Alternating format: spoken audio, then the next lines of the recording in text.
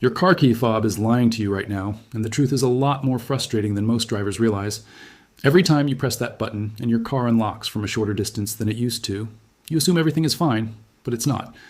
What you're experiencing is not normal wear. It's silent performance loss happening inside the fob.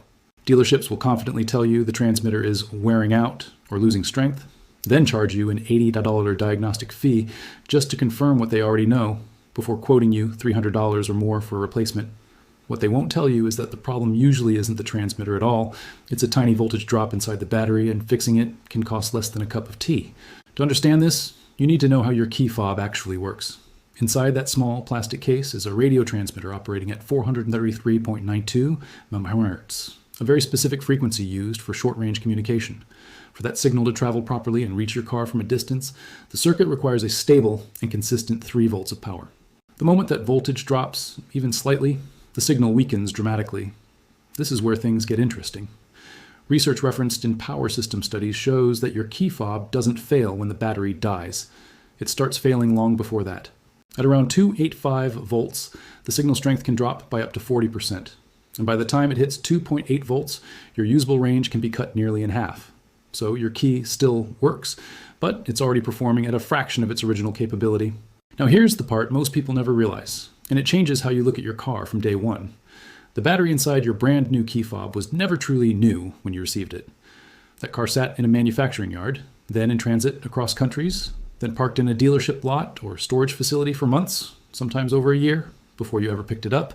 During that entire time, the battery was slowly losing voltage. By the time you drove your car home, that battery could already have dropped to around 2.87 volts. That means your key fob was already degraded before you even pressed the button for the first. Now, here's where almost everyone unknowingly makes the mistake that keeps this problem alive. When the key fob starts losing range, most people walk into a local shop, grab a cheap CR20132 from a hanging rack, or buy a 5 to 10 pack for a few dollars thinking a battery is a battery. On paper, it looks correct. 3 volts printed on the label, same size, same shape. But the reality inside your key fob is completely different. What matters is not just voltage at rest, but how that battery behaves under what engineers call a pulse load. A key fob doesn't draw power slowly like a clock or a remote. The moment you press the button, it demands a sudden high burst of energy to fire that 433 mmHz signal. This creates a stress event inside the battery. Cheap, generic cells can still show a full 3 volts on a multimeter when idle. But the second that pulse demand hits, they suffer from something called voltage sag. The voltage instantly dips below optimal levels, the internal circuit struggles to compensate, and the signal weakens mid-transmission. To you, it feels like reduced range or inconsistent response. The fob works, but it's no longer performing at full power. This is exactly why replacing your battery with a cheap one often doesn't fix the issue. It actually locks in the problem. To understand why, you have to go back to a very specific moment in engineering history: Osaka, Japan, 1970.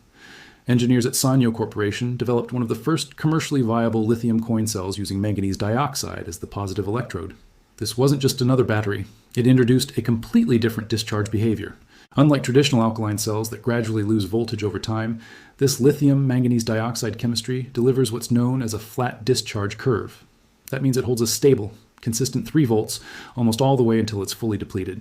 A few years later, in 1973, Panasonic, then operating under Matsushita Electric, refined and mass-produced this technology into the CR series batteries we still use today. And here's the part most people never connect. When Japanese automakers in the 1990s, vehicles like the Nissan Maxima and Toyota Celsior, introduced keyless entry systems, their engineers didn't design those circuits for any battery. They engineered them specifically around this stable lithium manganese dioxide chemistry, particularly high-quality CR203 cells produced by companies like Panasonic. So when you insert a cheap, generic alternative into that system, you're not just swapping a battery, you're putting an unstable power source into a circuit that was designed for precision energy delivery. The result is predictable: inconsistent voltage under load, weakened signal transmission, and a key fob that never quite returns to its original range. The takeaway is simple but critical. This system was never meant to run on the lowest cost option available.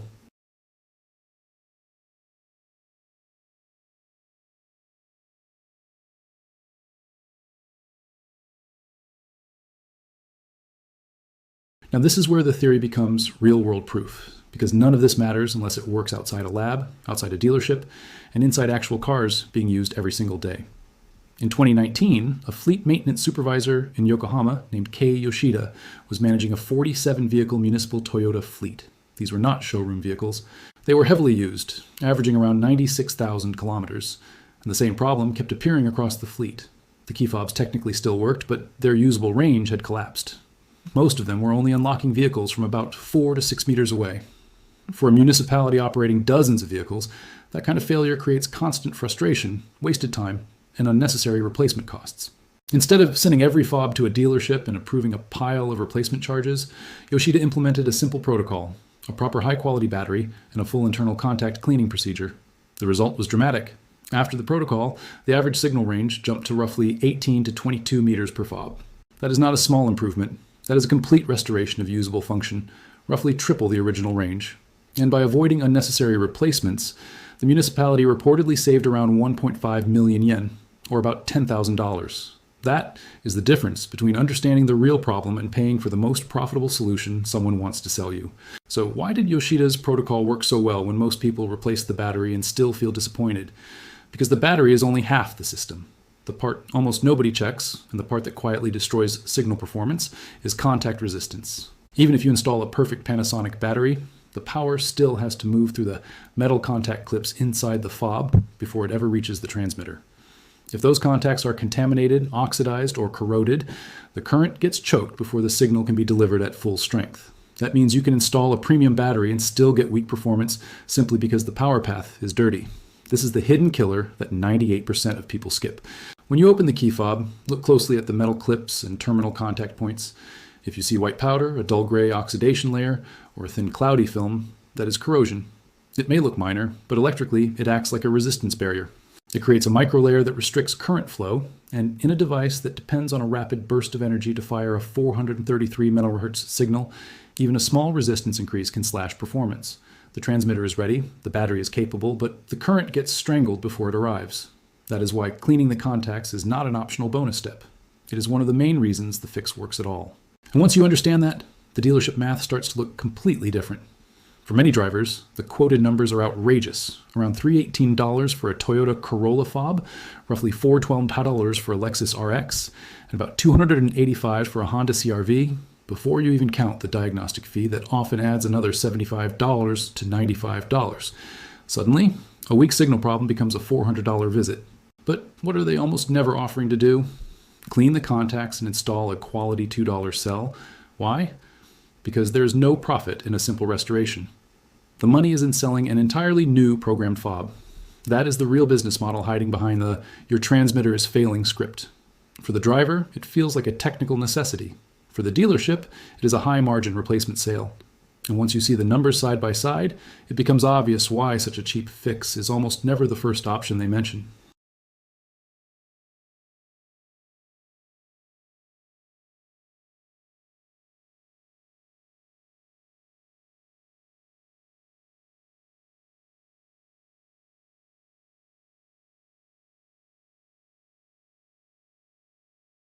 Now, here's the part that makes this useful, because none of this matters unless you can walk outside right now, open your fob, and fix it correctly in a few minutes without guessing.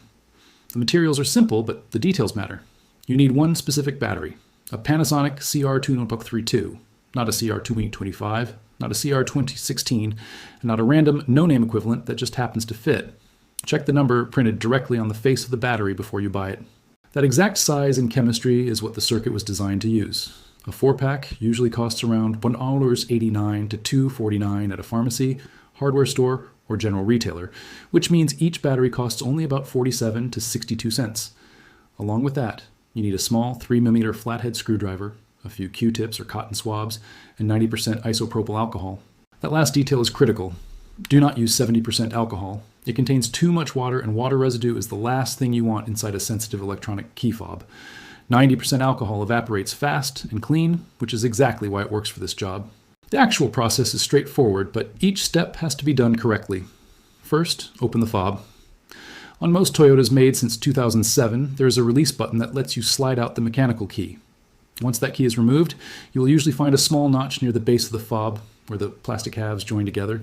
Use the flathead screwdriver carefully at that notch and gently twist just enough to separate the two halves. You're not forcing it open. You are just levering the shell apart without cracking the plastic.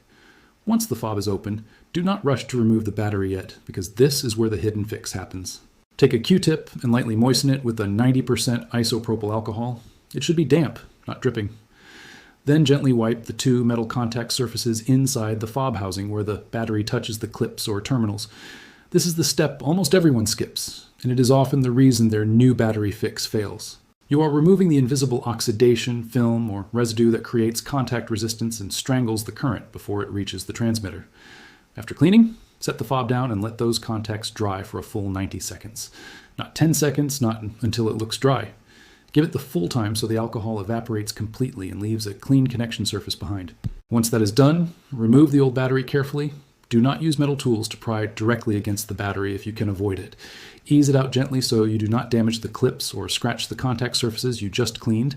Then take the new Panasonic CR2032 and install it with the positive side facing up. The flat side with the printed label should be on top. And here's another rule most people never hear. Do not touch the flat faces of the new battery with your bare fingers. Hold it only by the edges. The oils from your skin can leave a thin contamination layer on the battery surface, and in a circuit this small, even a minor barrier at the contact point can reduce performance. It sounds insignificant, but this entire fix